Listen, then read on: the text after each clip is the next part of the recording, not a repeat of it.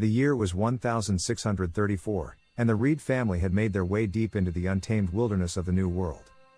Miles from the nearest settlement, they had carved out a homestead among the towering pines and unyielding oaks.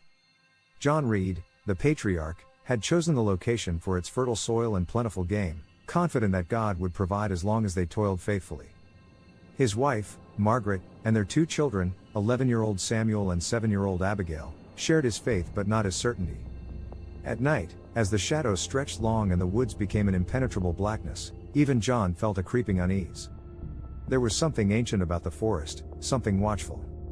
The indigenous people of the region, the Narragansett, had warned them. The woods there are cursed, an elder had told John in broken English. Not just bad spirits, worse. Leave them to themselves. But John had dismissed the warning, chalking it up to superstition. Weeks passed, and life was hard but manageable. The family prayed daily and worked tirelessly, shaping the land into a semblance of a farm. Yet, the woods seemed determined to resist them. Livestock disappeared from their pens, fences were torn down overnight, and strange claw marks appeared on the trees near the edge of the clearing. One night, Samuel burst into the cabin, his face pale as a ghost. "Father, there's something in the woods," he gasped, pointing out the window. John grabbed his musket and stepped outside, his breath visible in the cold night air. The forest was eerily still, save for the faint rustling of leaves. "There's nothing here, Samuel," he called over his shoulder. But just as he turned to go back inside, he heard it, a low, guttural growl that seemed to echo from everywhere at once. The family didn't sleep that night, huddled together around the hearth as the growls turned to howls. They came from deep within the woods, then closer, circling the cabin. By dawn, the sounds had stopped, but the sense of dread lingered.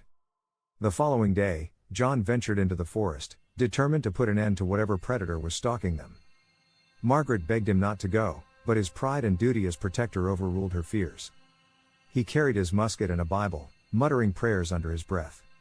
Hours later, John stumbled upon a clearing he had never seen before, though he had explored much of the surrounding forest. At its center stood a massive stone altar, darkened with stains that looked too much like blood. Around it were bones, some animal, some disturbingly human. The air grew heavy, and the faint scent of decay filled his nostrils. As he approached the altar, the forest seemed to darken, the towering trees blocking out even the midday sun. A deep growl rumbled behind him. Turning, John came face to face with a creature that defied reason. It stood taller than any man, its body covered in matted gray fur. Its eyes glowed a sickly yellow, and its elongated snout revealed rows of razor-sharp teeth. A werewolf. John fired his musket, the shot ringing out across the forest. The creature staggered but didn't fall. Instead, it lunged, its claws tearing through the air. John fled, his heart pounding as the beast pursued him through the woods. He made it back to the cabin just as the sun began to set. "They're real," he gasped, slamming the door shut.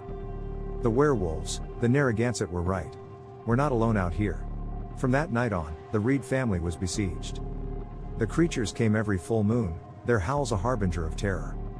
John and Samuel fortified the cabin as best they could, crafting silver-tipped arrows and traps from the silverware Margaret had insisted on bringing from England.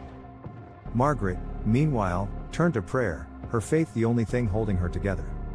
She read aloud from the Bible each night, her voice trembling but resolute. Abigail clung to her mother, her innocent eyes wide with fear.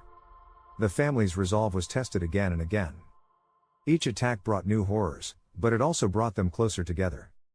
John and Samuel grew skilled at fending off the beasts, their aim true and their courage unshakable. Margaret's prayers seemed to create a barrier, a shield of divine protection that the creatures couldn't penetrate. But the forest wasn't finished with them. One fateful night, as the family prepared for yet another onslaught, the howls came not from the woods but from within the clearing. The wolves had grown bolder, their eyes gleaming like molten gold in the darkness. This time, they weren't hunting livestock or testing the family's defenses, they were coming for blood.